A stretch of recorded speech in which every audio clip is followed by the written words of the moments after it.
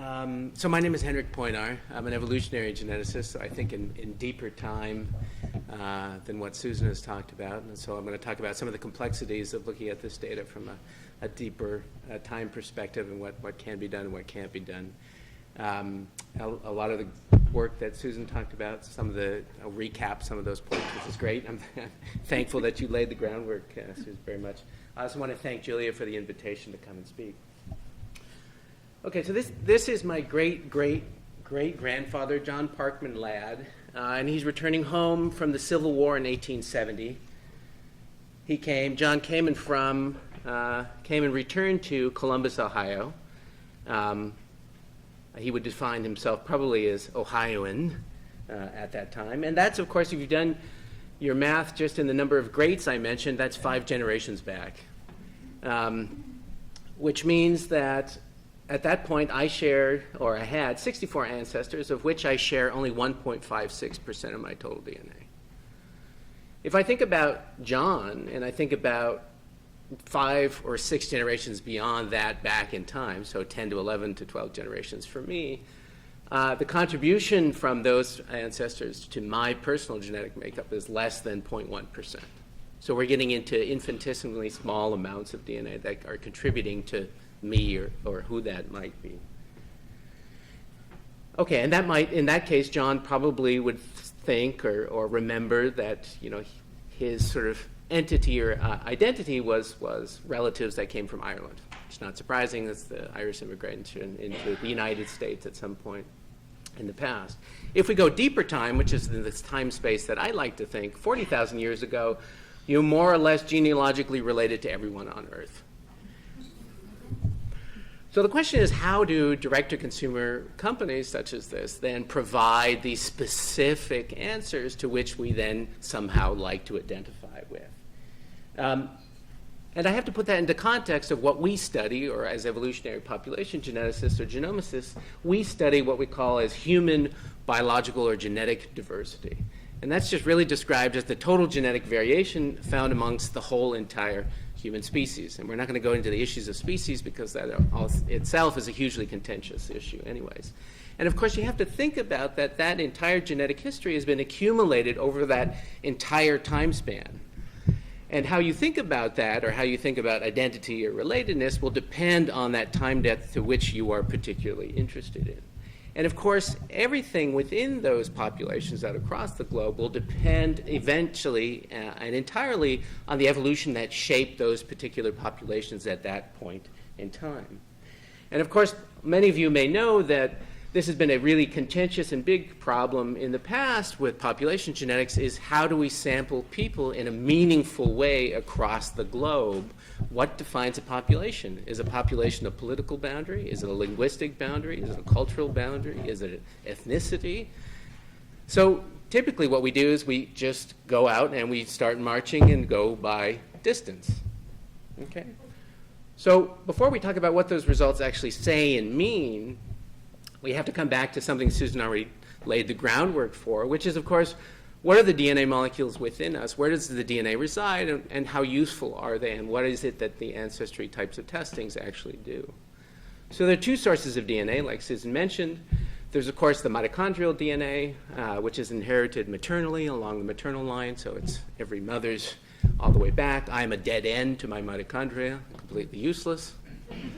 And of course, then there's the nuclear DNA, which contains your genome, which is the 3 billion haploid bases that Susan mentioned. The interesting thing about the 2 mitochondria and the Y chromosome, which of course is the paternal side of that history, is that both are non-recombining uniparental modes of inheritance. So we can trace those back in time. And not surprisingly, the mitochondria has a sort of coalescent date. We can all coalesce the mitochondria that exist on the planet date to a female ancestor that lived in Africa about 200,000 years ago, which doesn't mean that there was a single African woman living in Africa, right? Because everyone else has been lost, again, like my mitochondrial DNA will be when I die, by drift. The Y chromosome does something similar, but has a much shallower time. And so already, despite the fact that we have these 2 genetic markers embedded in each and every one of our 100 millions of cells, each of those have a slightly different time depth of history that might be significant to the particular question that you might be asking. Okay, but the bulk of our genome, of course, comes in 22 pairs of autosomes, and of course the 23rd being the sex chromosomes. You inherit 1 of each copy, of course, 1 from mom and 1 from dad.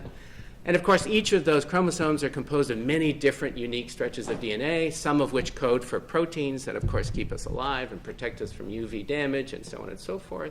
And of course, as you may read in the news and the literature, geneticists and genomicists can't even decide on how many really proteins we actually, I mean, yesterday it was, I think we're 4,000 less than we were the day before. So it still remains an issue as to how do we really define what's coding. Then there's, of course, non-coding regions. And then there's, of course, the diminutive term that we used to use, which is junk DNA, which just is a poor way of saying we just really don't understand what's going on there, but probably plays a really important role in the architecture of the genome and methylation and so on and so forth. So what is it that we actually compare? Well, in this particular slide, again, we compare what are called SNPs, which are just single nucleotide polymorphisms. So in this case, you can see that the individual in purple at the top represents a reference to which each and every one of your DNA samples will be compared. So that particular reference at that particular position may have an A in a haploid marker as a single chromosome, right? Because you have 2 chromosomes at those positions. Whereas person blue will be a G and person orange will be a T in this particular case. And so it's those SNPs that we use as a similarity or dissimilarity to try and make out the space of how you relate. Those SNPs are not equally distributed across your chromosomes. As you can see, here's a picture of the different chromosomes, the 22 autosomes, and you can see based on the red and the blue stripes that the intensity of the number of those SNPs really correlates with different things about the architecture of the genome crossing over and so on and so forth. So it's not an equal distribution of SNPs, which says something really interesting about why and how the genome evolves. Okay, so let's come back to that picture now of global human population diversity. What do we know? Well, most of our genomics suggest that we sat in Africa, so we are basically Africans in exile. 85% of that entire genetic makeup across the world exists within populations, not between, which is sort of amazing to think about and is what population geneticists have used as one of the single best arguments against race. If all the diversity exists within populations, how could it be that we are very distinct? Because I am distinct, right? And of course, the genetic diversity, one of the most important aspects is that the genetic diversity that sits outside of populations of Africa actually is just a small subset of the diversity that sits within Africa. So again, we are, from a genetic sense, Africans living outside of Africa. Okay, so the other important thing to remember is that genetics is clinal. So as we move out across countries, political boundaries, continents, what you see is that there are no distinctions between these populations. So the graph that you're looking at here up in the top right corner are pairwise comparisons of 52 populations spread out across the globe. And there are no distinct breaks within that clinal variation. If we could identify, fine, okay. What does clinal mean? So it means that as you move, that the diversity is that there's a continual overlap of that diversity as you move out across time, right? So the variation is clinal. So who are you? Sorry, And can you go back? yeah. And just explain that again. So basically what I'm trying to show here is these are, the different colors represent different populations within continents. And each of those, the red, the green, the blue, are pairwise comparisons of each of those populations across the entire globe. And so what you can see, obviously, is that genetic distances between populations within continents do seem to cluster closer to each other, right? So red somehow clusters a little bit closer to green is somewhat, but the point is that there's no distinct breaks in each of that. And that's what clinal variation means, right? And again, this shows you that you cannot distinguish simply by a particular position or place. So this comes to the question of what we try to ask ourselves from these results that come back from ancestry.com or 23andMe is, so who are you? And what can and does or should genetics have to say about that, right? So when we receive a particular ancestral composition, most of these are given as sort of political breakdowns. What does that mean? Okay, wait a minute. So let's go back to something I said earlier, and I said that I just told you that 85% of the diversity within human populations exists within, outside. So anybody quickly doing the math says, well, wait a minute, what about the 15% you're hiding from us, right? And this is where it gets interesting. Because I can take what are known as, in that 15%, aims, or ancestry informative markers, and this is phenomenal work by John Novam from the University of Chicago, and I can statistically compare them and put them into a spatial distribution on something called a principal component analysis. And any of you looking at this will go, well, I sort of think I know what that looks like.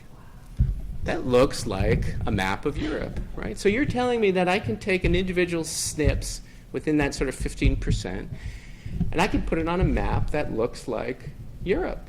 So I can identify as being within Italy or France or Spain, clearly distinct if I'm from Spain, right? But wait.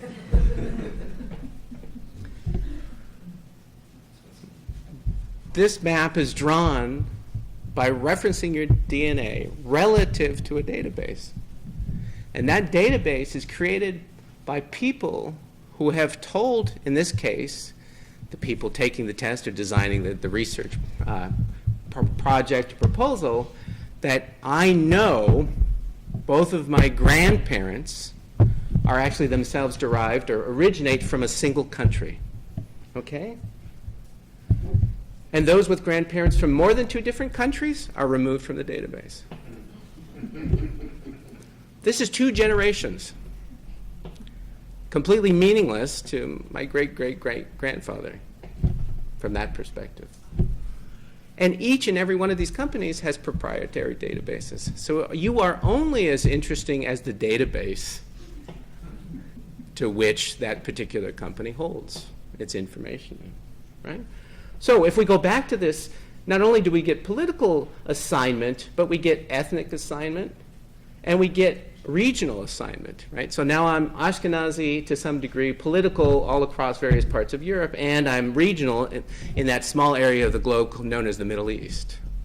So it becomes really difficult to ascribe to a particular population. Why is that? Well, it has to do with the fact of what's called recombination, or which is just sort of a fancy way of saying sex, which is if you have 2 populations that exist at some point in the past and they get together, once that population hybridizes, they don't maintain distinct sets of chromosomes. We go through recombination, which scrambles in each subsequent generation each of those original sets of chromosomes. So really, ultimately, in the end, we look much more like this, which is a set of chromosomes that are a mosaic of different populations spread across different times and different areas, right? So your chromosomes and the different regions might stem from different parts of the globe, right? And of course, where you resided last, and depending on the databases to which they're compared, might give you the indication of a particular political boundary. And in fact, we only have to go back 45,000 years to know that as we were migrating out of Africa, we came into contact with these large, brutish creatures known as Neanderthals, and it turns out we really liked them. And if you take your chromosomes and you say, well, wait a minute, everybody outside of Africa has Neanderthal ancestry? Yes, and you can paint those Neanderthal markers across the different chromosomes in different populations. So if you were just to do it from a statistical standpoint, what's the probability that all genes of a single individual derive from a single ancestral population in a panmitic hybridizing population 5 generations back when my great-great-grandfather lived? That's 5 times 10 to the minus 10. So anybody who knows a bit about probability and statistics realizes it's ridiculously small. Genetic ancestry then cannot be perceived identity, right? So who you are depends on your sense of time. And I like to think, depending upon who you are in the audience, you'll use one of these particular time machines to move back in time to find that particular place that you'd like to go. So the problems are that we assume that patterns that we observe today, that the databases are based off, and our particular sense of where we think our grandparents spent the bulk of their time, suggest that humans didn't move and humans didn't admix when they came into contact with others. Both of which are incorrect. It really depends on how far back you want to go. So we left Africa, we moved into Australasia, we moved into Europe, we went across the Beringian land bridge during high glacial maximum times into North America eventually. If you want to go back to the Paleolithic or the agricultural revolution and the Neolithic, we were constantly on the move. If you're interested in the Roma expansion out of India, that's about 1,000 years ago. We moved into different parts of Eastern and Western Europe. And of course, perhaps you weren't moving at your own choice. You were forced to move, such as 4 million Africans were forced in the 16th century as part of the slave trade to South and North America.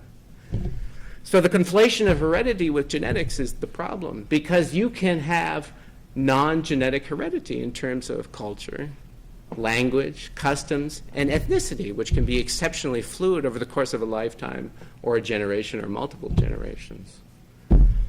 So it's really extremely reductionist, which of course as a geneticist speaking I am, to think of genetics that will define a person or a particular population, and that ancestry may not at all be consistent with your sense of self or life history. Identity is a complex entity, much of which is social cultural, not biological or genetic at all. So when I think, what would John say about his particular ancestry component, Irish, Welsh, Romanian, what would that matter? What would that mean to him? What does it mean to me? To me, John was a man who was fortunate enough to return from the Civil War and see his family again. And I'd like to point out to a lot of the work that I've sort of touched on and stolen from. Chip Caldwell has a fantastic podcast known as Is Your DNA You? Kim Tallberg's got a fantastic book on Native American DNA. I've taken a lot of these pieces from John Terrell's piece on ancestry testing that was published in Sapiens and republished in the Slate. David Reich's recent book on who we are and how we got there is a very interesting perspective on that long-term evolutionary history. Carl Zimmer has a really interesting new book on She Has Her Mother's Laugh, which has all these sort of complexities of hereditary and genetic testing. I've mentioned John Navram's excellent work, and Deborah Bolnick is an anthropological geneticist who speaks a lot about the problems with these types of testings. Thank you.